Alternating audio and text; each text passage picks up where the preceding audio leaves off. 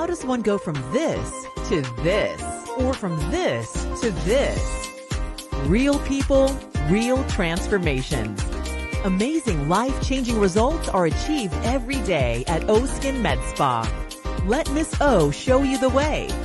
Your very own before and after experience awaits. Call now for a free consultation.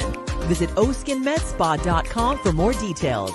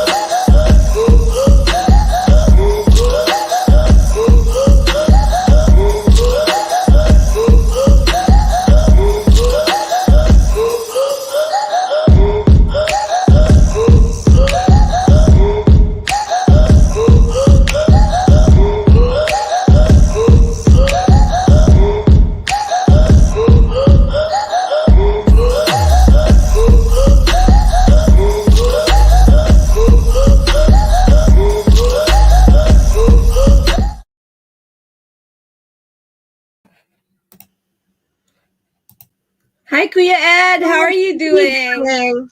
Great. Ine-expect ko may magandang background music. Si Kuya Arvin. Ayan. Meron na tayong music. Meron tayong magandang introduction. Yeah. So good evening, everybody. Once again, it's another Thursday. And you know what it is? Like what time it is? It's time for another Who is Socal? And tonight, oh my gosh, Kuya Ed, are you excited? Same question every time. Always. Of course. Same We're answer. always excited. And yes. And of course, like our guests, oh my gosh, they're such pros and experts at riding all over town because we see them. We see droves of them every single day riding all over SoCal. Right, Kuya Ed? Yep. They're everywhere. Yes, and tonight we have some of them. We're going to talk about how they got into what they're doing and what inspired them and so many more. And they're actually the SoCal Cyclists. Yan. You can become one of them. Ate Mick, tama-tama sa yan. Yan. Yeah, like I'm gonna need some bicycle lessons, like how to ride a bike lessons from them, but hopefully bike lesson? Yeah. That's a trivia, like, so I don't know how to bike. Just like some of us don't. Yeah, but first I wanted to thank our sponsors. So we have our platinum sponsor, Miss Olivia Kitoko of O Skincare and Med Spa, and we have our gold sponsors. That's the law offices of Marilyn T. Sanga, and we have Teresa Joy Gonzalez of Chow Ging at Ibapa, and of course we have Formula M Creatives. That's actually our parent company, and we have raffle prizes later on tonight. Yeah, we have four. We have 4 raffle prizes, and one of our guests. Yeah, so stick around, you guys, and oh my gosh, so we have a really fun activity for our guests tonight. Yes. Right, Kuya Ed? I'm excited for that one. Yeah. Shout out to our new admin, one of your BFF. Shout out to one of the they're actually four new admins in SoCal Pinoy's Facebook group. Four? We have, there are four. We just Yeah. like a couple of days ago. Yeah, no, they're actually four. There's Cecil Wong Chung, the accountant, who's actually our raffle sponsor later. There's also Merle Alumer Sweet, who's she's the latest. Yes, financial aid counselor and also financial services counselor. And we have Christine Katsuni, who actually owns the Philippine Jeepney Stop, and that's like a directory for Phil-Am businesses here in SoCal in California. And we have John T. Sung Lao, who's actually part of the Bayanihan project of the SoCal Pinoy's Facebook group. Yeah, so we have four of them. So hi everyone, and hi to everyone who's watching right now. If you're watching live, hashtag live, and if you're watching replay, hashtag replay. And live. Since we're going to be talking to our cyclists, hashtag cyclists, and let us know in the comment section where you're watching from and what biking trails you like going to if you're a cyclist yourself. Right, Kuya Ed? Are you excited to bring in our first guest? Yeah, bring back those memories. Did you used to cycle too? Is that to bike? Yes. Yeah, wow. I did everything. Wow, talagang all around si Kuya. Siyempre. Around and around, everything around. Oh my goodness. Huh? Yeah, so our first guest is DT Ramone, and we're actually gonna find out why he calls himself DT. And so he's an avid bike rider, and he's a cycling enthusiast who is also a contributing writer for mtnbikeriders.com. So we'll find out more about what MTN Bikers is all about. Hi DT, how are you doing? Hello. DT. Almost to become ET. DT. Yeah, DT. So can you tell us what DT means? It actually stands for dial tone. Dial There you tone. go, dial tone. Yeah, and so what's the connection with cycling? Actually, nothing. Back in the day, before there was social media, everybody connected through different forums, and back in the day as well, you don't use your real name for forums for security purposes. Right. And ang uso noon was to use different code names. And dial tone was actually a G.I. Joe figure and code name. So I adopted that. Oh, okay. Yeah, I actually worked for the phone company, so dial tone makes a lot of sense. And I have been using DT as my name for almost 20 years now, and most of my friends actually call me that instead of my real actual name. Only family call me by my real name, but everybody else calls me DT. That is so awesome. Yeah, just like me, DJ Edge. What's Edge? So they think. Right? Yeah. Like and so Nick. we're gonna yes, like Nick. So we're gonna find out more about DT and how he got into cycling. But for now, let's bring in our next guest. It's Michael Anthony Hermogeno. And he's actually a photographer and a kidney transplant recipient and an advocate for a healthy lifestyle. And so can you tell us more about your story and how you got into being a cyclist? Wow. It's just kind of something that fell in my lap.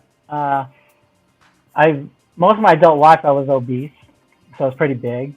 And in March 2015, I was 44 years old, and I had a heart attack. So once I had the heart attack, my kidneys were already I was already in kidney disease anyway. So after the heart attack, it put so much strain on my kidneys that my kidneys failed. And so I ended up on dialysis a couple months later. and then I was on dialysis, and they told me that I needed to get a kidney transplant within 2 to 3 years. Otherwise, I had a 9 out of 10 chance of a fatal heart attack the next time around. So I went and got the kidney transplant, and then after transplant, I wanted to keep the kidney. So I figured, I got to come up with some way to stay active, and that's when a friend of ours, family friend of ours, his name's Charlie. He is a bicycle racer, so he races mountain biking races, and he gifted me his old race bike, which is a mountain bike. So that kind of started the whole cycling thing, and that was back in 2017 when he gave me the bike, and so I've been riding ever since. That is so cool, and that's just tells us like what the benefits of biking is, right? And how it helps us. Yeah. I mean, definitely, because at one point, before everything, I was hitting 230 pounds, and I'm only 5'3". So, yeah. 30, huh? Yeah. So, yeah. Now I'm down at 170, and it's a whole different life. And cycling went from being exercise to being fun. So now, when I go out and ride, it's a blast for us. For me. That's 60 pounds. That's like one sack of rice you lost. Imagine that. Huh? That is so awesome. Because I don't eat rice. Yeah. Full 50 pound sack of rice. You know how heavy that is. Plus a 10 pound. Get the 10 pound, just the sack of rice. Yeah. Yes. And so we'll come back to your story in a little bit. And we're going to introduce our next guest, and he's actually helped a lot of people get more active, like Michael, because he's actually put up his store during this pandemic that we are in, and they're barely getting out of. His name is Vince Casica. He's the owner of Vince's Cyclery, and he has been a bike mechanic for 20 years. And he, along with his wife Amy, are the owners of Vince's Cyclery in Lakewood, California. And so we're going to find out more about how he ended up opening his bike shop in a little bit. Hi, Vince. Oh, hello. Hi, Mick. Hi, Mr. V. How are you doing? Guys. It's good to see you again, and all your equipment and all your stuff back there. Background right there. That's my bike. This live from the shop. Yeah. That is so awesome. I finally get to meet you.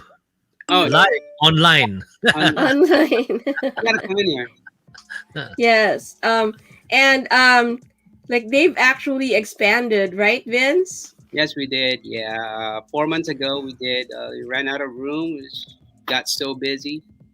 I didn't know where to put stuff, so we took over next door, which is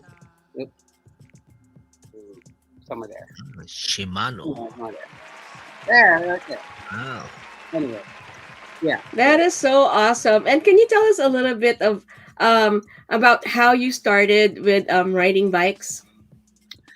Oh gosh, the Philippines. Growing up in the Philippines, I was gifted with a BMX bike, and I started, using that as for my, making money, delivering newspaper and VHS tape, door to door. VHS. Yeah, there was actually what year was that? What? What year was that? That may be 90s? 80s? Yeah, mid 80s. I was probably. There's no hardly VHS at that time. Maybe Betamax. Betamax. That's probably it. Then I came here, and then I started.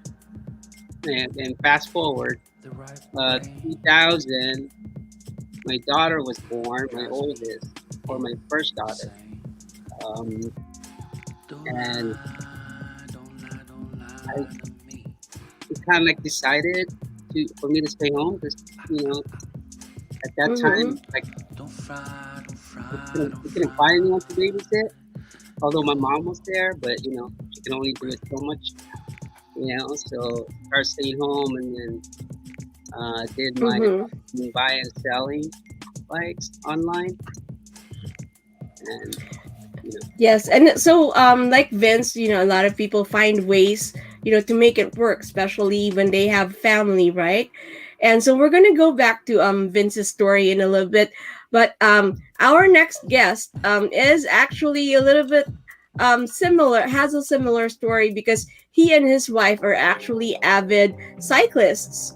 And so let's all welcome Blue Ramos, and we're actually waiting for Diana, his wife, and both of them are passionate about mountain biking, and it actually became a thing for them. Mountain biking became a thing for the couple, and it became like a hobby, and then it was part of their lifestyle, and their dates literally went from just hanging out to actually biking together in the really cool mountains of Southern California, and that's what they look forward to. So let's all welcome Blue Ramos. Yes. Hi, good evening, everyone. Hi, how are you doing? There she is. Oh, hi. She's not Hi, a Diana. made-up person. So yes, we are from LA, and most of our rides are consist of the Altadena Mountains, down over in San Gabriel, actually. Been riding for together maybe since we're together, 10 years. I mean, she picked it up, and then slowly but steady, she got better and better, and then sure enough, it's part of our routine. That is so awesome. Yeah, and so that's a little bit different, right? Like a lot of people go solo when they're riding, and it's not usually like a couple thing, but sometimes it can be a couple activity, right? And so we'll bring in everybody and see what everyone has to say. Ta-da. hello, everyone. There you go. All right. Hi, DT. Okay, I'm Are you sorry. okay over there? I'm sorry. I'm trying to fix my camera, or at There least you go. the angle. But I think we're good. We're good. yeah, just bear We're bear good. with Looks me. like you're There you go. There you go. Okay. Are you Hold on. okay over there, Kuya Ed? Me? Why? Yeah. Do I look like I'm not okay? Yeah, so going back to my question earlier, DT, how did you start with cycling? Like who taught you how to bike, and was there any mentor? Okay, so I actually feel like I started pretty late in learning how to ride a bike. I started. I think by the time I actually learned how to ride a bike, I think I was about 8 or 9 years old. My mom was not a fan of bicycles, and I actually asked my dad about that. Why? Because as kids, she did not give us bicycles at all, and it was because he said that when they were dating, they witnessed a boy get into an accident on a bicycle, and my mom said, "Our kids will never ever have bicycles." And then from there on, that was it. So I learned how to ride a bike using cousins' bikes. And I did not own my own bicycle until I was 24 years old. So that is pretty late, I would say. That's pretty late in the game. I was 24 by the time I owned my first bicycle. And I still have a chance, Kuya Ed. I still have a chance. Yeah. So I didn't learn until I was 9, and did not own my own bicycle until I was 24. And now I have quite a few. That is so awesome. And so tomorrow you start buying bike, Ate Mick. I know. Actually, I have one here. It's a girl's bike. It's my daughter's Actually, bike. that's one of the things that I've been looking at. I've been looking at trike, but A trike? so Yeah, so yeah, I so sold my last trike I today. know. So Michael, Yes. or at what age did you start learning how to bike, and did you have like a teacher? Did you go to like how to ride a bike school, or was it like organic, like you just like got someone else's bike You and know, learned it's on your own? I must have been. I had to have been a little kid. I don't even remember the exact age. And it was the way I think most of us Filipino kids did. Filipino parents and all. Dad put me on a bike, pushed me, and There and you left go. me on my own, kind of a thing. There was no real instruction. And when I learned, it was like on BMX bikes, like we did back when we were kids. Yeah. And from that point on, it was always kind of like beach cruisers, kind of like DT. I didn't get my first road bike until 2018 was my first time on a road bike. So Oh that I had to wow. kind of teach myself how to do. Yeah, because prior to that, I'd never really rode a bike. I mean, it was just like a beach cruiser here and there whenever we went to the beach, or like a little commuter bike going around campus during college. But that was it. But yeah, what 2018. I was what 48 by the time I finally got my first road bike, Oh and wow. learning how to ride it at that age. Man, Vince would know all the trying to learn how to clip in and all clip out was pretty hectic, pretty hard on the body. And so for those of us who are not familiar, let's ask Vince, like what's the difference between a cruiser and a mountain bike and all other types of bikes? Okay. Well, a cruiser is more comfort, like a flat surface. Like going to the beach, going on the trail. Riverbed. Mountain bike's more off-roading, so it's more aggressive.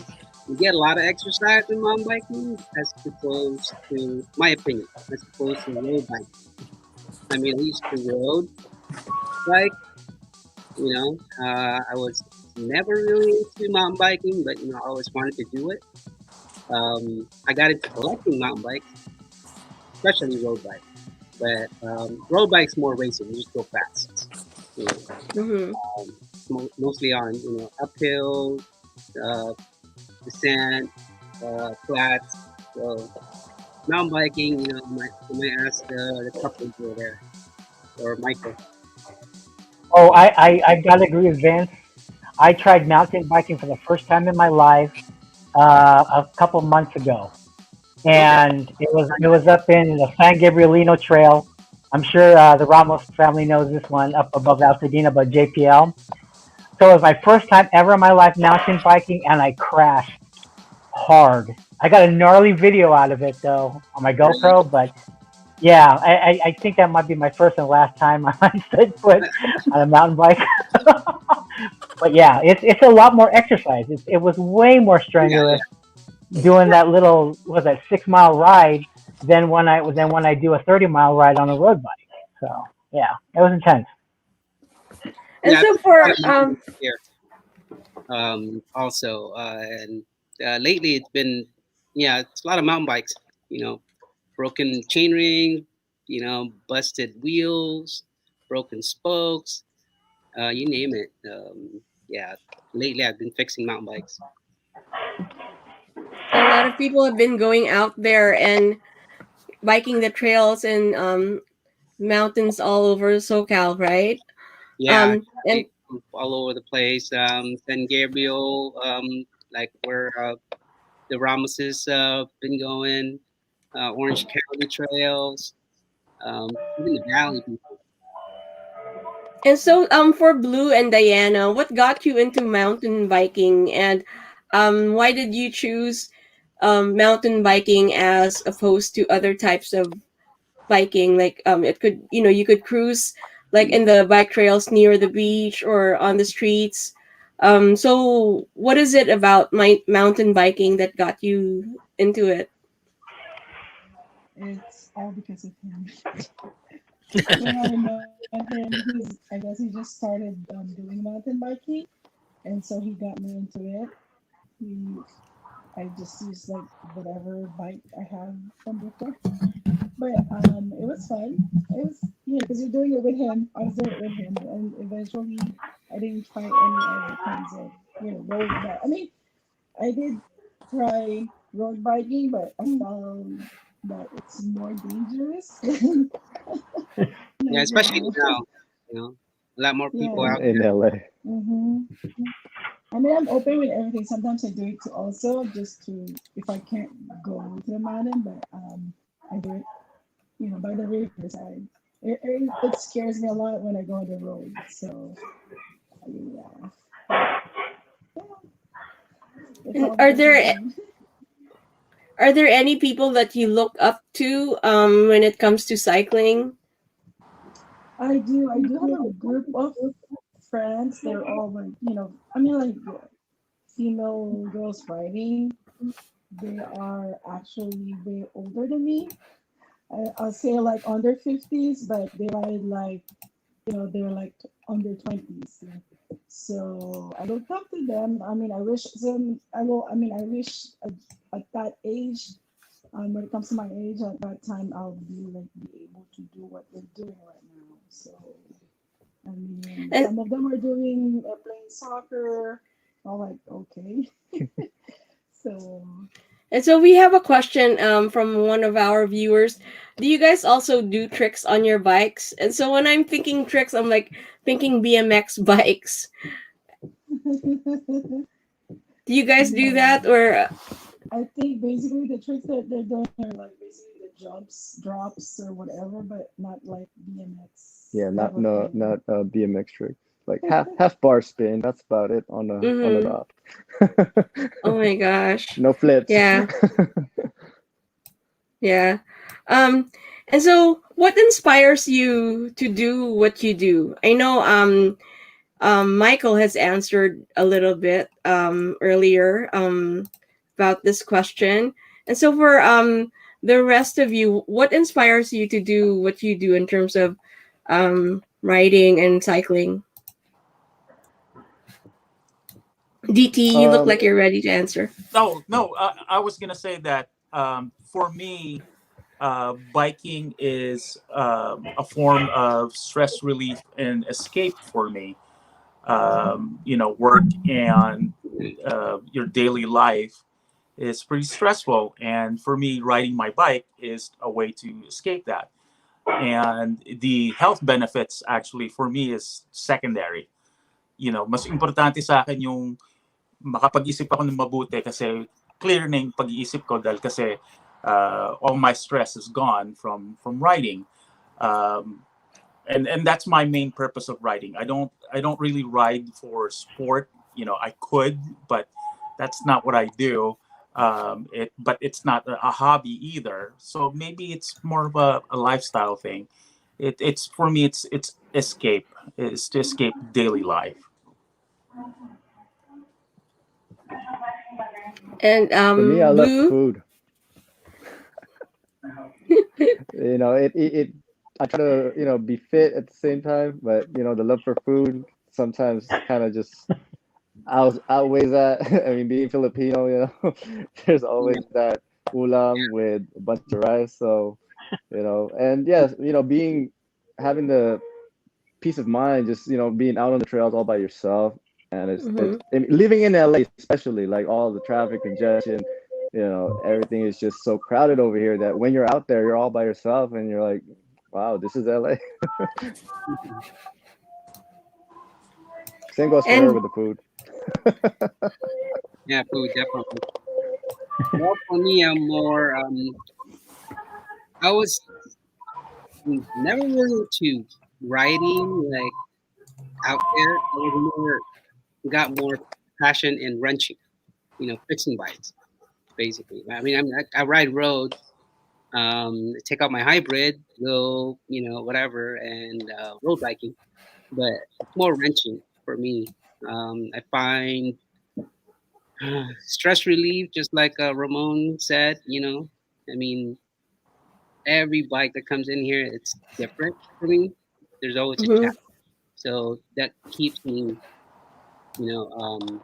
alert, or, it's different. It's weird, but, I mean, um, the Ramos says, find themselves, uh, having peace of mind, riding out, I mean, off road. Ramone is about lifestyle kind of thing. Michael, I don't know yet, but yeah, me, I'm more in wrenching, so I'll fix anything. And so, Well, Michael, from do you? go ahead. Yeah. Okay, so what I was gonna say, mine's kind of, I guess, combination of everyone. It is an escape for me. It's a good way to de-stress. Although my stress is kind of in line with my health, just Mm-hmm. because for me, cycling became a way of recovering from my transplant. But then with the further health issues that have come about since the transplant of my declining health, it's a de-stress of the stress that I have regarding my health, and at the same time still maintaining health. I'm struggling right now to be able to ride sometimes. So I don't ride as much as I could as I used to, but when I can get out and bike, it's totally like it's like I'm in a whole other world. I'm in my own bubble, Totally. like where nothing else matters. It's kind of like it's me, the bike, the road, and nobody else except for the crazy drivers. But that's a whole other thing. And so, just a little side note, like I just wanted to find, like when you're riding out there, like in the mountain or on the road, on the streets, do you listen to music, or what do you have with you? I mean, like you guys were saying, it's about you and the road, and like aside from the crazy drivers, like do you have anything like with you when you're riding out there? Yeah, I used to ride with a group, but now since I moved here to San Diego, I have been riding mostly solo. So I do ride with music. As a matter of fact, I wore out my JBL Flip within a year because I would ride pretty much every day and have that blasting. Um, Although I do prefer company, at least the music doesn't make it quite as boring, being alone. And then with the music, although I hope it's not that loud, but in a way it alerts other riders that I'm coming, or other hikers that I'm coming with. Most people who hike are pretty oblivious to what's going on. So for them to hear music coming up from behind them gives them some sort of awareness that, oh, may ibang tao dito, you know. But yes, I Mm-hmm. do ride with music just to keep me going. It's not necessarily to keep me amped up or inspired. It's just to continue on passing the time. But I do prefer riding with people rather than music. But that's what I have right now, is just by myself. So music, yes. Yeah, and so for those of you who ride with other people, what is the dynamic like with riding with a group of people or with other people? What is that like? I'm kind of laughing because you know, uh, the famous last words before you get hurt mountain biking is your friend saying, "Oh, kaya mo yan," and then accident comes in right after that. So, your friends tend to encourage you to do things that are outside of your comfort zone. Uh, for most of the time, whether you're riding mountain or road, you have your friends pushing you to do better. That's usually the dynamic. Mm-hmm. Other than the bonding and the joking while you're riding and all of that, it's usually the encouragement from your friends to keep going. Yeah, that's a big aspect of it. At least on road for me, I typically ride alone, although most oftentimes I'm riding with one or two other people, and there is a dynamic. We don't ride, side by side because of traffic, cars, and also because of pandemic. But we will take turns. So it's like one person takes a lead, someone's in the middle, someone takes up the rear, then someone in the back will come up forward.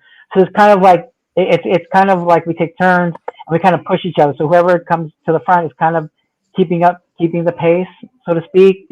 But what's cool in my situation is that the people I ride with, they understand my health, so they do keep an eye on me at the same time. But it is kind of a silent motivation and encouragement. We don't really talk to each other and say, all right, you can do this, come on, let's go.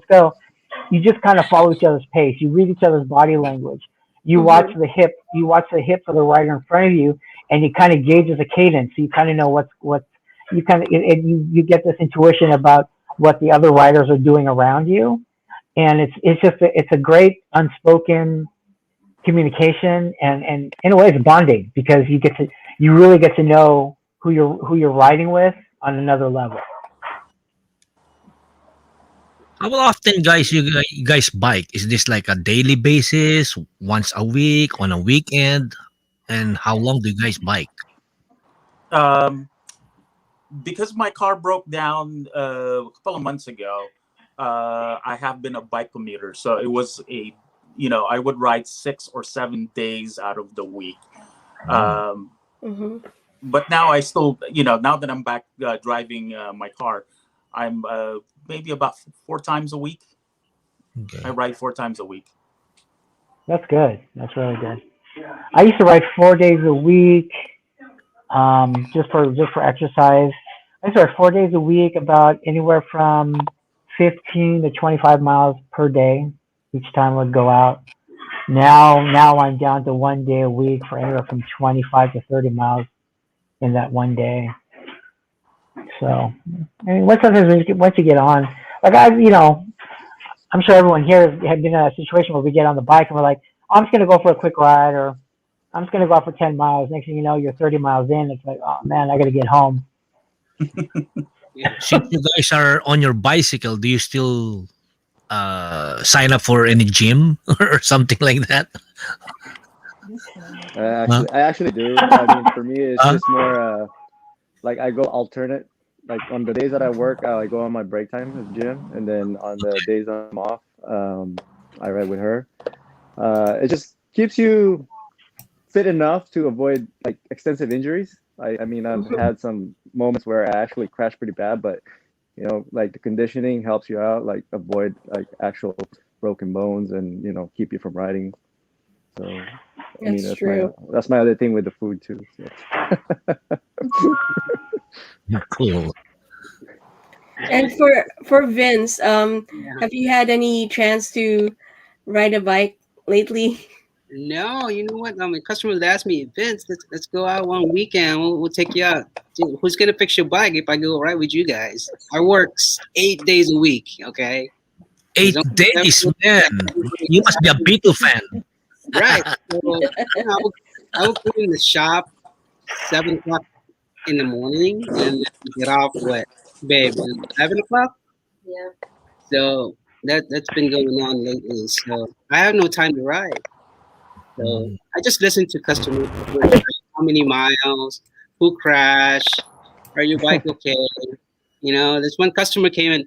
Yeah, I ate it last week. He said, "Is the bike okay?" I asked him. He said, "Yeah, the bike's okay. The bike's okay, and I'm okay too. Thank you for asking." But yeah, that's my inside joke for him. But yeah, no time to ride, man. And so that is so. I mean, hopefully one of these days, right? You get to go with yes, customers as well. I know. And is there some kind of like when we watch basketball, they usually have like a huddle, or when we watch football, they have a huddle in the beginning. So is there some kind of routine that you guys do as cyclists, or if there's a group of people riding, is there some kind of ritual or routine that you guys do before you actually take off? Well, there's this group that we support, Team Bob, Friends on Bikes, right? So they would do every group ride. Before the ride, they would pray. So, and to keep everyone safe, and I thought that was a good idea, or good ritual kind of thing. Which I like nothing fancy for us, but Strava. Wait, what? You gotta record that ride, Strava. Oh yeah. Oh yeah. Strava, Garmin. I have everything. I do. Yeah, 3 yeah, different tracks. Strava, or it didn't happen. Yeah. I mean, I wasn't into Strava in the beginning, but then like when I downloaded and started using it, like I keep track of the pace and like how I'm improving. So I look at it that way. I don't really like use it to like compete with anybody. It's just more like of my own personal, accomplishments. So do you guys use more Strava than Garmin, or what I do you use guys? I just personally just use this guy, so yeah, it's just the Strava for me. I use Strava on my. I use Strava on my phone. I have a Garmin on my bike on the handlebar. Just in case. Yeah. You know what? Just if one fails, something will document. It didn't happen. Oh, and don't forget the GoPro. You guys can't forget the GoPro. Oh yeah. I was just about to ask you. So aside from the Strava and do you guys record yourselves? Oh yeah. Every ride. Yeah, I think you have. More in the beginning, but then as the trails become repetitive, you kind of like. Oh yeah. At that point, you only film the mishaps. You only keep the mishaps. I keep the ones of cars that cut me off, or yeah, just whatever nonsense I see. I see when I'm out riding. Pretty girls, something like that. After a while, it kind of diverts to other things. Is that true? Well, because you don't want to get bored of the same route sometimes. Like if you're just going out, like sometimes you go out, you have this comfort zone, and you kind of just do something you're familiar with. But then you got to find different things that are interesting about the route. Like you find different things to look at. Or one day I'll ride and I'll say, okay, what restaurants can I go to later? The next ride, it's like, oh, what murals can I see? It's that kind of thing. And so is there some kind of so we talked about rituals and practices before riding. So is there a way of life that you guys follow as cyclists, or those of you who are part of cycling groups? Is there a lifestyle or a way of life or a way of thinking that you guys follow, pretty much like a fraternity or a sorority, right? Like, is there something that you guys have to stand by or live for as part of a cycling group? So part of our travels, like you kind of think, where is a nearest trail? Is it worth bringing the bike? And it's someone that in that area, or through social media, can actually take you.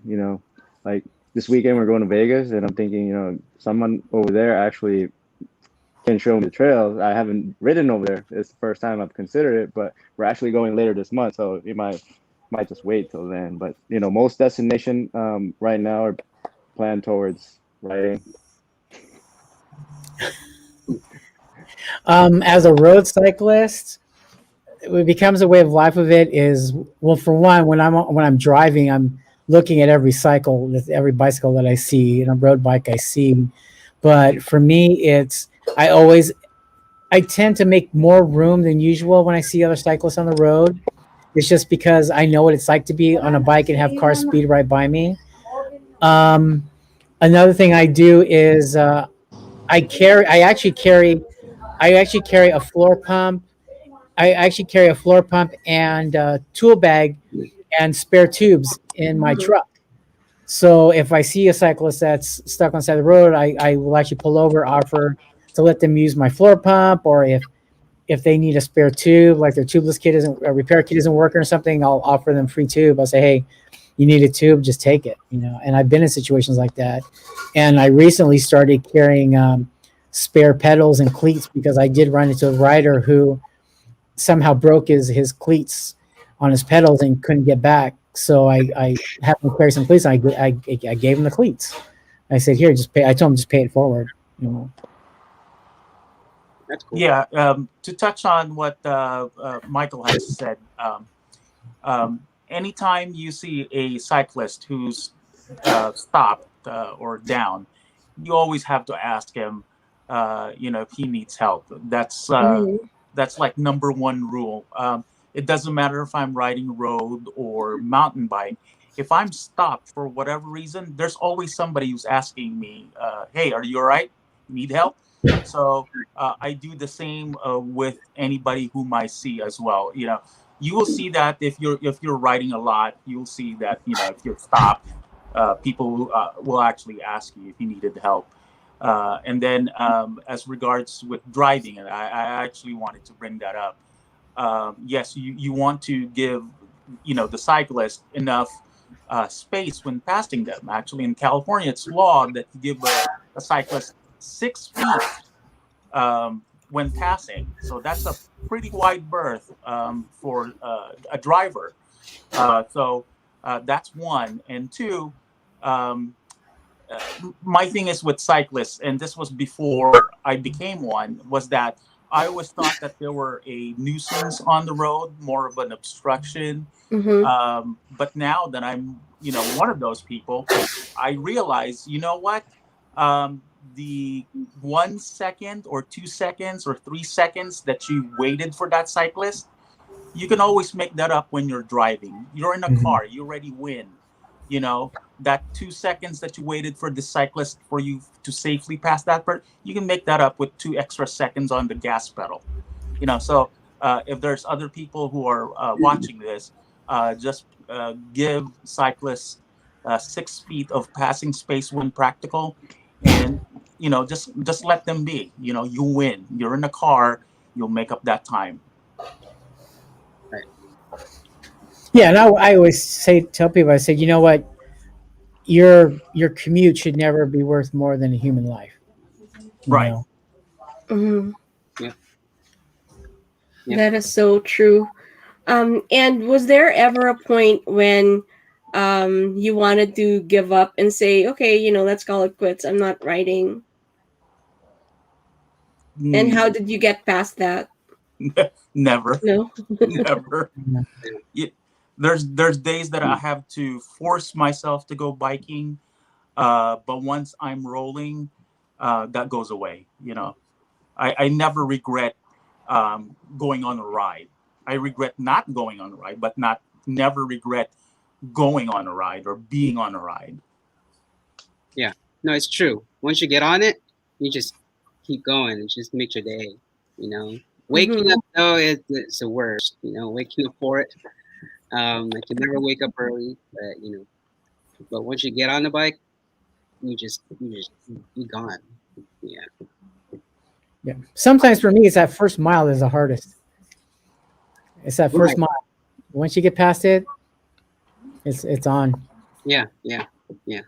You don't know. You're 5 miles in, and the next thing you know, you're 10 miles out. It's weird. Wow. I am so inspired. Yeah, I really lucky want for to. me, like when we plan to ride in the morning, if she's good to go, I have no choice. So we'll go. If she's not good to go, I have to decide on my own, and that's it makes it even harder. That's like early in the morning, like especially during the winter, because she has to work. She catches her shift at like 9:30. We try to get a ride in like between 7 and 9. So really, how do you guys do On that? the way. just I can see way on the way go. to the train. Yeah, Oh my goodness. during the drive. Speaking of Yeah, women, we have a bike. we have a 5-year-old. So Yeah. for us to ride together, it's kind of hard. But yeah, so we take advantage if we can. While she's asleep. Or just- if we have a babysitter. Yeah, speaking of women, I see a bunch of groups, right? Especially here in the South Bay, Long Beach area. Just like maybe 20 or 30 of them. How many are like women biking on that? Are there like majority are guys, right? There are women-specific groups for both mountain and road throughout Southern California. I've met a few of them. Yeah, And we're getting it's bigger more of now. an empowerment kind of thing. Right. Yeah. I had an experience I could see a how month ago. a female rider would be intimidated riding with a group of guys who are Right. stronger and faster, so they would The rather total ride opposite with. happened to me. A month ago, she had like 10 women on their group ride. She didn't tell me. I thought it was just 2 or 3 that I already knew. But then there's like this group of women that were already waiting for us, ready to go. You know what? I'll catch you guys on the other side. I'll do a different route. So I just let her do her thing. So, like, it's definitely picking up, especially with with the situation that we have right now. Everybody just wants to be outdoors. Before I used to ride with like a lot of guys. It's all guys, and then eventually, girls are starting to. She turned it around on me. So how are you guys going to motivate all these women, especially our watchers right now, especially Atimik? Invite them. Yeah. Well, I gotta teach you how to ride first. Challenge. Yes. Challenge. I give you 1 hour lesson, Mick. 1 hour. Yeah, 1 hour. 2 wheels, okay, not 3 wheels. Go for it. Yeah, go, 1 go, hour. go. Don't forget, you have to buy the bike The- from. The way Yeah, I Arvin, got her your going horn, is your horn. not Yeah. force her to do anything that she's not comfortable. So, at least like avoiding injuries. Like, I don't force her to do anything she's not comfortable. So that kept her going. And she actually likes the pedal, the climb. So, that was a big factor in the beginning. That is so awesome. And what's your least favorite part about cycling? What do you mean? Least? Falling Least off. favorite falling off. Falling. Right now, The parts, rattlesnakes. how expensive the parts are, especially how expensive the bikes are. Times 2. Times If something is broken, you can spend at least a couple of $100 or get a new part. Yeah, it's not cheap sometimes. Yeah, especially for us, there's two of us. And what are your memorable experiences? I'm sure a lot of you have memorable experiences like biking with like by yourself or with a group. Have you guys had any flat tire and you're very, very far away? Something like that? I think encountering with two big. Oh, I was trying to find a positive, not a negative one. I got a lot of negative stories. I got a lot of crazy stories. Or I mean either one. Like whether it's a negative one or a positive one. Like what's an experience that actually stuck with you? Broken ribs. Yeah, actually somebody said broken ribs. Right, they're broken ribs. Well, mine is more embarrassing one. Okay.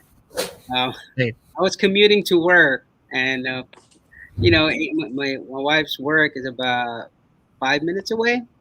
So I took my bike that day, and then I rode to her work because we go to lunch together.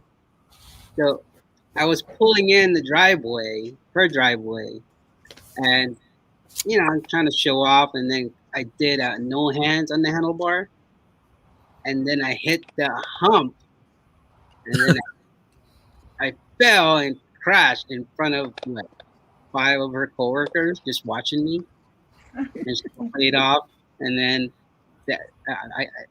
I'll never forget that. And Amy was like, I don't know, her face was like either she's gonna laugh or feel sorry for me, but she just stood there.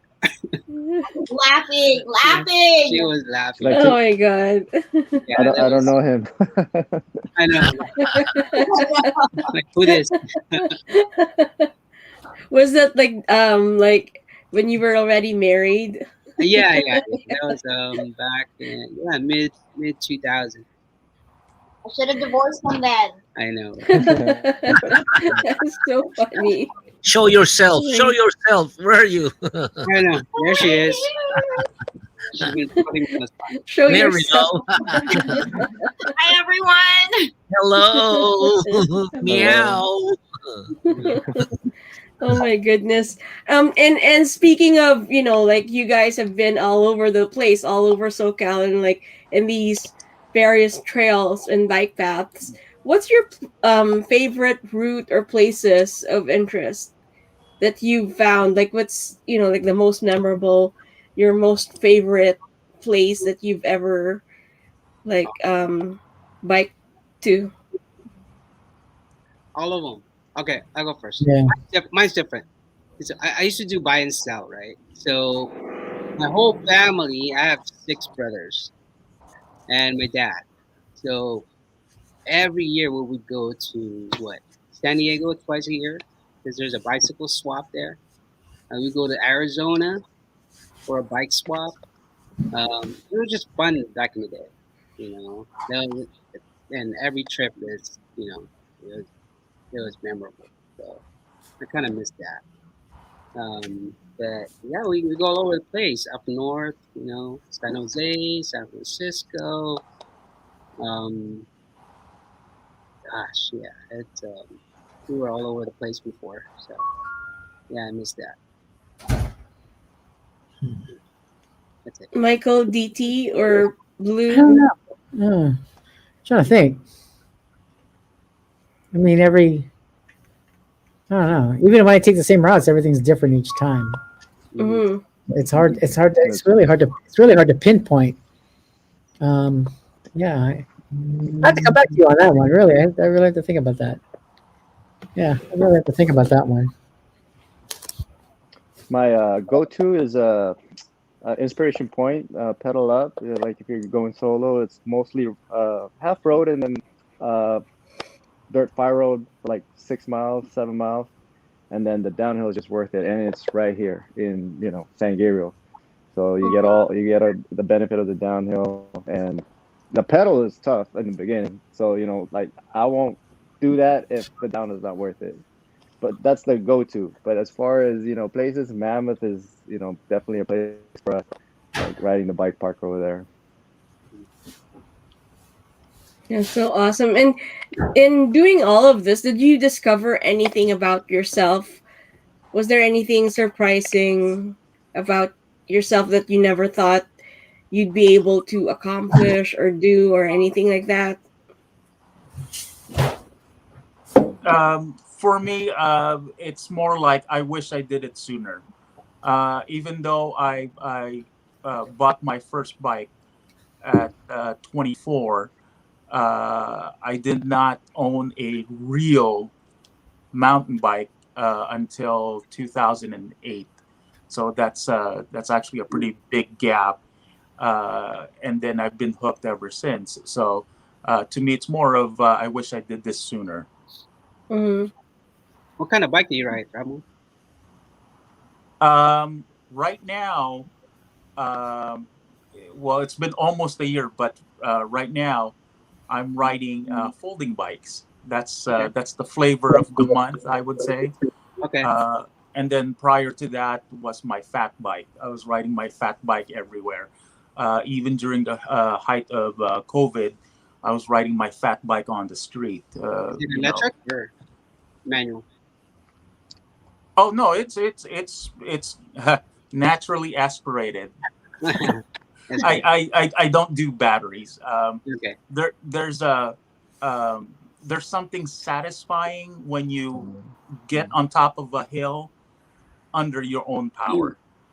I mean, it's really satisfying to get on top of somewhere under your own power. I don't think I'll have the same satisfaction if I was on an e-bike.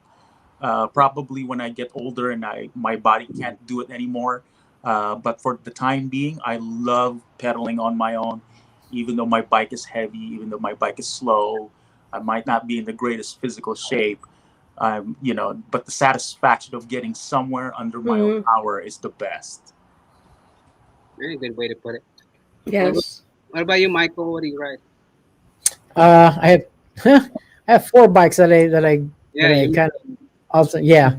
So my primary one is a 2021 Motorbicane, Nice. Immortal Pro, full Ultegra. My nostalgic bike that I have, I'll never get rid of, is a 2010 Willier Isward from Italy that I managed to get off an ex-racer. So I don't ride that often because the gearing on it is a little tougher since it's an old race bike. but it's such a beautiful bike, and the history of just because it comes from Italy. I mean, it was handmade in Italy. I'll never get rid of it. Then when I cruise the beach or ride with my kids, I'm on a specialized Cirrus hybrid. Hybrid, yeah. No, that's I for had one of those. yeah. Oh my gosh, really nice cruising bike. I mean, and then the other one, which I don't know yet if I'll ever get back on after taking it in the mountain, is a mountain bike. It's that one's an old one. It's a 2008. Some company called Paqueta Blue. I don't know if you know heard of that company before, but or Vince. It's a full magnesium frame. Yeah, just don't go near the fire for it. I mean, with Oh, okay. But I mean, I like it because it's super light. I mean, it's only 22, I think 22 and a half pounds. That's fully loaded. Yeah, yeah, it's got a full SRAM group set. Super light, but it's fun. normally magnesium frame are heavier, like especially. No, this one's crazy. People pick it up and they're like, yeah, it's a trip. It's really light. Yeah. Do they carry a motocross bike here? Because I'm old school from the Philippines. I have my motocross bike. I don't know if you guys know motocross bikes. It's like a bike, but it's a bicycle. I gave up on motorbikes before I got started. This guy is split. So no more for me. Do they carry that here, motocross bike? I don't see one. Or they stopped doing that. What, Or you never heard of it. are you referring to like a BMX bike? Yeah, that's No. what I said. BMX bike. No, BMX is just like a diamond shape. A regular bike, right? Bicycle, not a bicycle, motorcycle. Uh-huh. Oh, That's okay. That's what I thought. the body shape is the same as the motorcycle, but it's a bike. You have shocks in front and in the back. Some are motorbikes. There's just one shocks on the top of the frame. Okay. Huh. Mine is a motocross. It's not a scooter.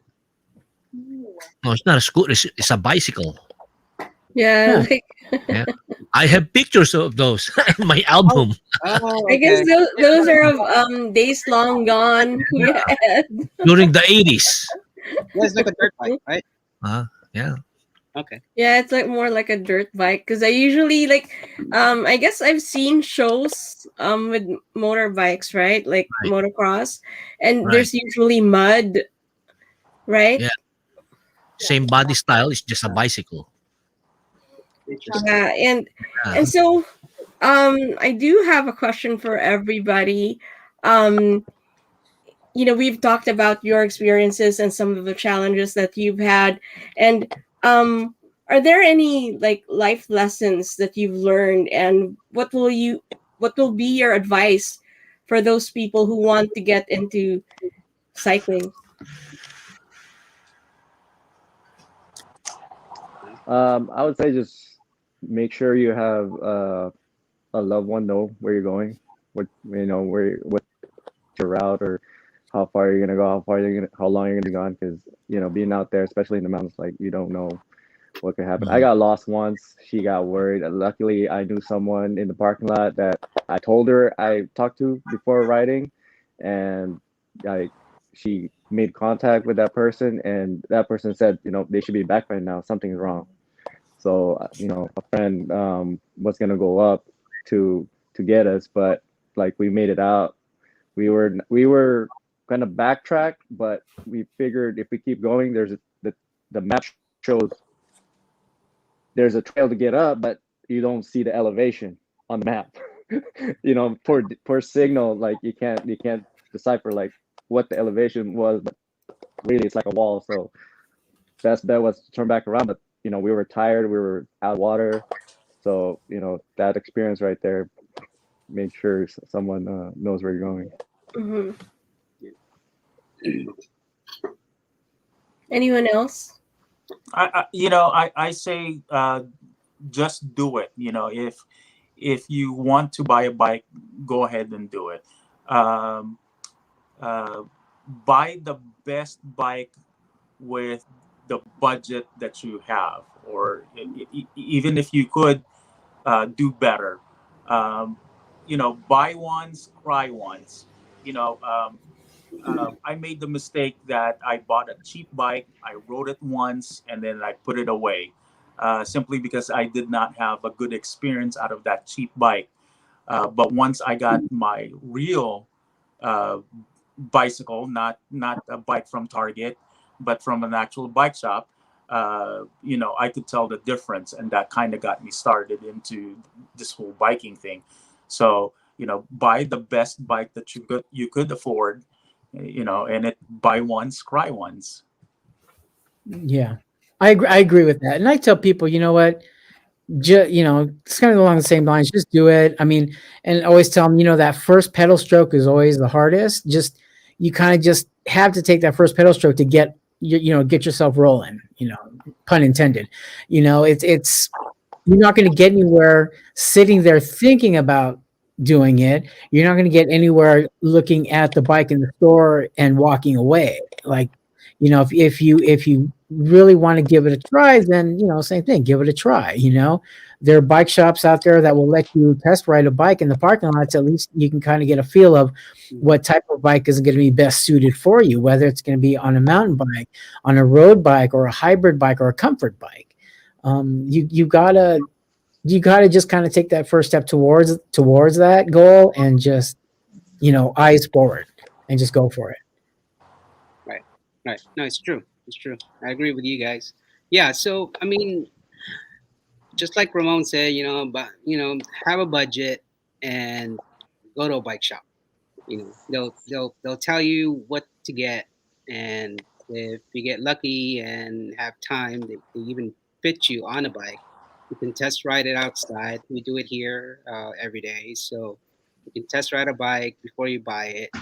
Even if you don't buy here, at least you know your size. If you find it somewhere else. So, I mean, it's always better to have a second opinion. Don't just oh yeah, I bought it Amazon with this much. Okay, well, good. So, I mean, what do you know about it? There's like question mark all over the place.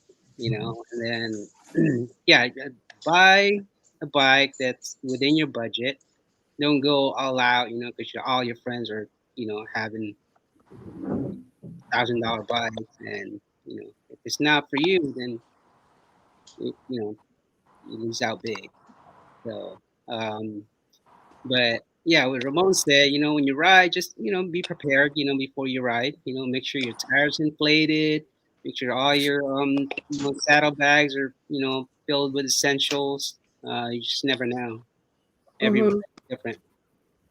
And so, if there's anything that you wanted to change or improve for cyclists, what would those be? Safer Um, roads. yeah, Road, safer roads, safer definitely. road. Especially in California, they don't care about you, especially drivers. You know, so just be alert. Yeah, it should be riverbed should be wider. That's what I think. Because out on the street, it's very, very dangerous. So yeah, I mean, yeah, wider roads. Mm-hmm. Anyone else? Blue? As far as mountain, just Cut them trees. participate in the local, the local groups that advocate with trail building, trail maintenance. Like we have one here, and we support them. Like it's usually every year and a half, they have like an event, pancake breakfast and raffles and stuff. Like all proceeds go towards maintaining the trails. Wait, what kind of bike do you have, Blue? Yeti SB165. Nice. How about I'm Mrs. surprised you let me get it. Oh, really? Bronson. Oh, 2020 Santa Cruz Bronson. Wow. That's cool. that's how I got mine, because I got her that, and then I got mine. Smart But moves. you know Buy what? one She worked her. She for the worked. wife first. She worked from Yeah. the bottom up. She had a beat up Trek that she started with, B brakes and everything, and then my old XC, and then unfit, large, intense, and then a bike that actually was hers, and then this one. So from that she progressed. She knows what the difference are as far as builds and like the ride quality. So Right. at this point, I already know if she's gonna stick with it. So No, that's smart. funny story too. Actually, I got her a frame to replace. Just move the parts, and then she was like, "This is it." I'm like, "Well, we're gonna move your parts." No, that's not happening. I want new stuff. And so Yep. So she has someone she is has an extra saying, bike now. build bigger mountains, bigger mountains to ride on, right? Or like airbags, Oh, yeah. for cyclists. That would be me. Protecting. Yeah. I would need airbags or bubble wrap. Bubble wrap. Yes. And so given the current situation that we're facing right now with Asian Americans, do you have any like suggestions in terms of like safety, or just for fellow cyclists who are out there on the roads, or if they're out in the mountains or whatever and they encounter someone, do you have any suggestions or tips? Avoid the confrontation as much as possible, because people who are in that state of mind, I mean, there's a screw loose already. It's not like you're going to be able to stop and reason with them. Look at a couple of people already who've been attacked and who served our military, and look at us. We're dark, but like I was born and raised here. I don't know any other life. Majority of my dad's whole family came here. Came here post World War II at a time when they had to use the colored only bathroom. So we don't know. I don't know that way of life back home. So to me, it's like, when in those situations, I just try to avoid it, and I always just be aware, that's, I think one of the biggest issues, aside from our seniors being attacked because they can't protect themselves. Another thing we got to, be wary of is that we also have to pay attention to what's going on around us. Not have our heads buried in our phones or our heads in a cloud. Same thing with riders. It's not, don't be tunnel vision.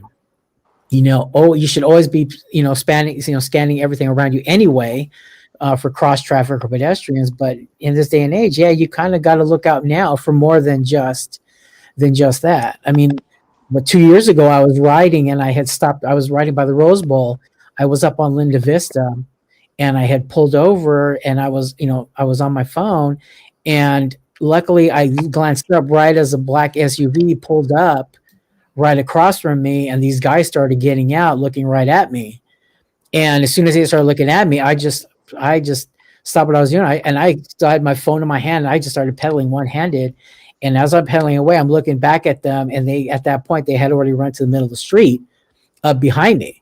So that was one of my lessons. Like, I really need to pay more attention what's going on around me, because anything can happen at any given time. You never know. Mm-hmm. That's right. Yeah, avoiding the confrontation. I try to be respectful of everybody on the trail. Hikers, bikers, just if they're not stopping, I'm pulling over. Like, regardless of who's in the right of way, I make sure that I'm the one who's pulling over to the side. My wife had an encounter where someone just slashed our tires in the parking lot over, like someone having their Strava ride ruined. It's unfortunate, but it does happen. So yes, like, be more alert, of your surroundings and avoid the confrontations as much as possible. I see it's a lose-lose situation regardless. Mm-hmm. If you do get provoked into that matter, but of course you got to protect yourself. Make a stand if you need to. Well, thank you so much for your suggestions and your tips. We do have a fun activity for everybody, like surprise. And so this activity is for our guest panelists. since they've been riding, right, for a good portion of their lives, and they've been riding all over SoCal, so I'm sure they know a bunch of like, I guess, landmarks or bike trails, by sight, right? Well, hopefully. So if any of you are watching us, or viewers know, you can, also comment. But are you guys ready? So I'm gonna show you a bunch of pictures, and you're supposed to guess, where these are located and what they are. Okay, let's start.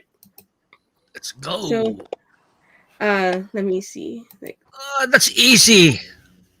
okay, hang on. I'm thinking one thing, but I'm not sure. I haven't been there in a while. Let me put everyone on the side. Looks like First Street Promenade. Is it? Yeah. See? Okay. I only did it once. Hey, it's been a while since I've been there. Been there for a long time. Yeah. Yeah, this Can is you bike actually there? a nice picture. And guess where it's at. Yeah, there you go. Looks like I'm in trying Japan. to put you guys on the side. So I have another picture right here. So for our viewers, you can also guess. So this is my next picture. Mick. Rose Bowl, North Side. There you go. Hey. I was What gonna hit my happened goal there. What? There you go. Sorry. I'm trying to Why my background? Yeah. Hang on. Okay, this is the next one. Oh. Gabrielino. Yep. Oh, hey, you guys are so good. Oh my gosh. I'm scarred by that. So who's been here? I have. I just oh had my a flashback. goodness. You guys are so good. You guessed every single one of them so far. Wow. Don't know that one. Bear, no. Big Bear? Could be Big Bear. Yes, it's Big Bear. That's the Snow Summit right there. Yeah. I mean that's Big Bear Lake right there, and there's a bike trail around it. How about this one? Oh, by Figueroa. Figueroa. Yeah, Glendale. Is that no? I don't think that's Glendale. Isn't that Suicide Bridge in Pasadena? No, they put fences up on. No, not that one. You guys are very close though. It's in the area. That's the La Loma Drive. Is the it? La Loma Drive Bridge? Looks like the low. No, it's not. Wait a minute. There's a tower there. No, that's not it. That looks like Devil's Gate Dam almost, but there's no telephone poles over there. Nah, I'm lost. Yeah, no one can guess it. Is it the one in Altadena? It's the Hollywood Reservoir. Oh no, I haven't been up there. Bridge. Okay. Yeah. Okay, this one. This one is a really popular one. Fullerton Loop. Fullerton Loop. You guys are so good. Like, has everyone been here? No. Yeah. I was there last week, I think. 2 weeks ago. That looks like a scary place. Isn't that cool? Like all of those palm trees. And this one is also a popular one. I was Joshua Tree, Palm Canyon. Is that Palm There Canyon? you go. Is it? It's Joshua Tree. Oh, Joshua Tree. Never mind, I haven't been there. Those the Joshua trees right there. And It how should've about been a this good one? This one is like, It's close LA to us. River. There you go. San Gabriel, right? San Gabriel River. Yeah. Okay, I have a couple. I have a couple more. Sark too. Yeah, this one is the. And how about this one? Long Beach. Long Beach. That one's easy, huh? That's really easy. Yeah, I've been there. I just rode there like a couple weeks ago. Actually, How see about- that podium too. Or a couple months. How about this one? Isn't that Rocket? No. That's Sunset Ridge. Come on, Blue. You should know this. Oh, The mountain bikers. Let's go. I Isn't know. that This was one, and that's an this old picture was in one of those mountain bike group websites. That's where I got it. It's one of those popular trails. Is it San Juan? Which one? You guys are so said good. San Juan. It's San Juan Mountain Bike Trail in San Juan Yeah. Capistrano. Good. You guys are so now. good. Oh, this is like the scariest one so far. Thank you so much. Oh my goodness, you guys are so good. You guys like guessed almost everything. And so now we have, for those of you who are watching, thank you for sticking around. Okay, Now we good. have a raffle. Yun, Right? raffle time. Yes, raffle time. So Arvin, are you out there? Yeah. Making comments. Yeah, so we're gonna do a raffle. So everybody hashtag cyclists, and if you hashtag cyclist, you will be included in our raffle. Yay. Yeah, and so our first one, we don't have a picture for it, but we have Vince who's going to tell us all about our first prize. Great. Okay, cool. So you guys get a free tune-up. It's $60 value. And Tune up. yeah, free tune-up. You gonna replace my spark plugs? If it's gonna go on the bike, sure. There's a motor on the bike. Then we're gonna do mountain bike jersey. Ah. Okay. You pick your size and a t-shirt Hashtag cyclist. and a hat. Wow. Wow, so you get a free tune-up and all of that swag from Vince's Cyclery, Yep. right? Yes. So are you guys ready? So Arvin, are we ready? Any bike shorts? Bike shorts. Nothing with Vince Cyclery on it. It's okay. As long as we have the one on top, it matches. Yes. It matches. A lot of people wear black, right? Amy said go commando. Yeah, so we're waiting for Arvin to put in all of the names in the wheel of names. Yeah, so I'll give you guys like 30 more seconds, and then we're gonna end our collection of names. Yeah, and so before anything, do you guys have any like current projects or new projects happening? Any new rides or anything, or rides for a cause or something like that? No. Well, for project wise, I'm for this summer, I'm gonna make sure I build up my my folding bike into a touring bike. Nice. Yeah, I add more racks on it. Probably change the tires to something more puncture resistant. Better gearing.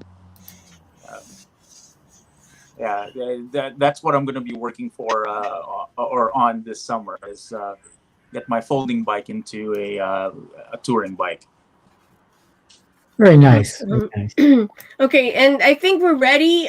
So this is the first raffle prize from Vince's Cyclery. We have the free tune-up with some swag. That's the Vince's Cyclery merch. So Arvin, are you ready? Let's go.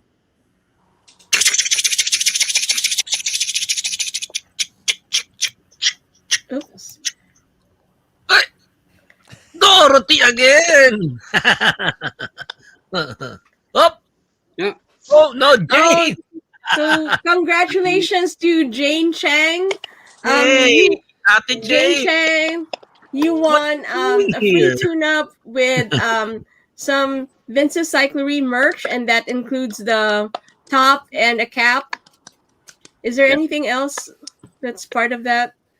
T-shirt. Kita mo nga naman, Ate Jane, no? Yeah, mountain bike. Congratulations. Okay. Yes, and so Jane Chang, you can go ahead and reach out to Vince Casica or Amy Bondoc for your prize. Congratulations. And so the second prize, let me tell you, oh my gosh. So the second prize is actually from the Hi-Fi Hedgehog. And so after a day's worth of biking, you need some rejuvenating of your skin, right?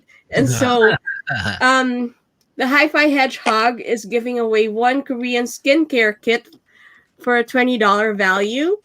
So that's raffle prize number 2. Yes. Yeah. Let's go. So, Let's go. Let's go. I need that. Yo, Mr. Drum Roll. Come on. Round. Not enough.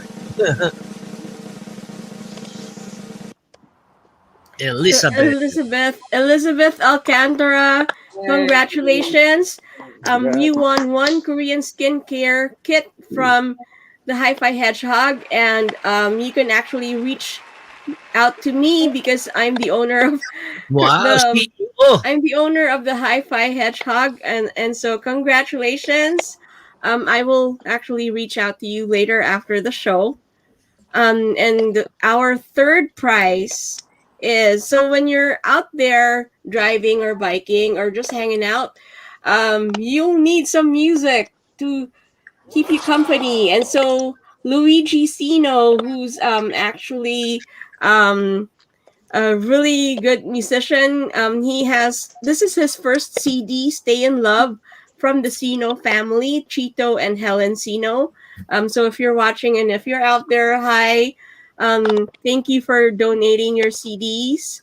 And so this is the second prize. And actually the very first track, Rick Hunesa of South Border, like a band from the Philippines, is actually on sax on the very first track. And this is the very first album of Luigi Sino. So when you're out, I can actually hear myself. Yeah, so let's go. This is raffle number 3.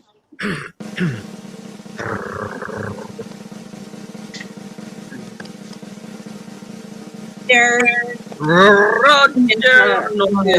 of South Border, like a band from the Philippines, is actually on sax on the first the sound. Is that album? So when you're out, I can actually hear myself. Yeah, so let's go. This is okay. Congratulations to Noriel Lorca. I will reach out to you later because I have that CD with me. And this is our last prize. Our last raffle prize is a mug from Cecil Wong Chung of CMC Legacy Group. Okay, so let's go.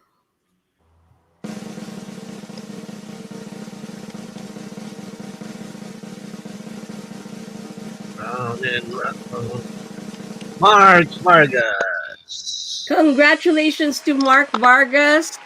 You won a cup from CMC Group Legacy Group. Congratulations. Yay. And we will put you all, the winners, in a group chat with the raffle sponsors so that we can arrange how you will get your raffle prizes.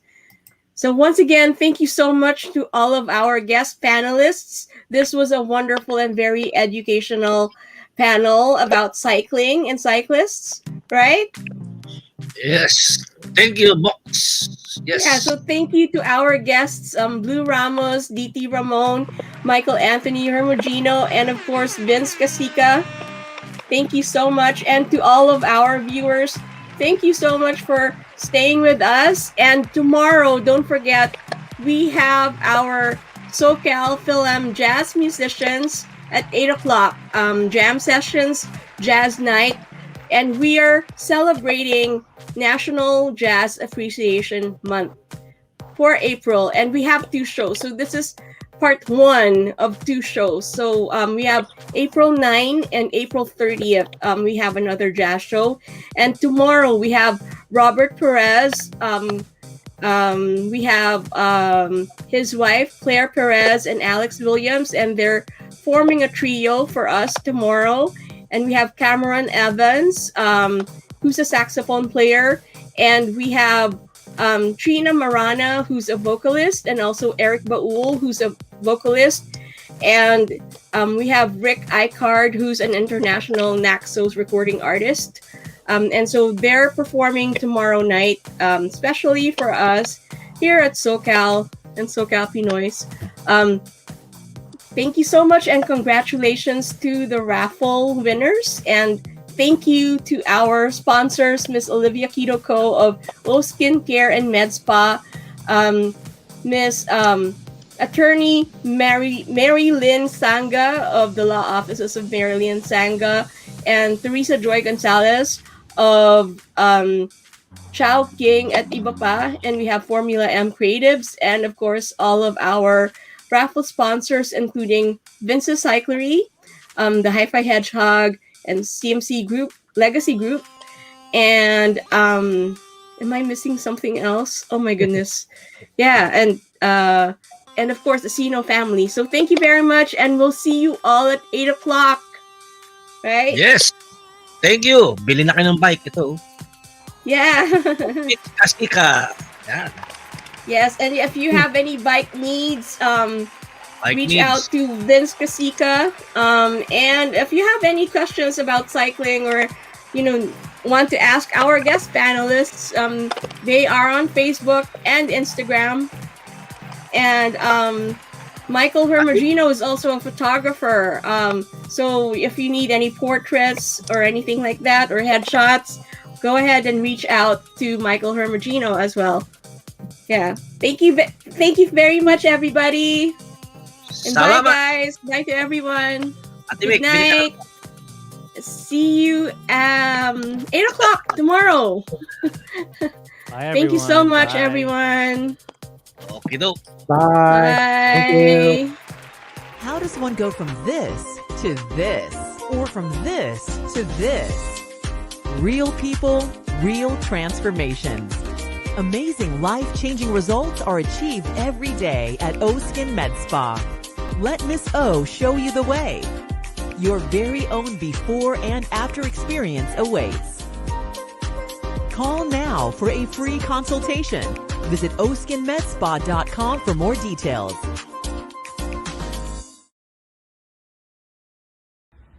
Hi, my name's Eric Baul.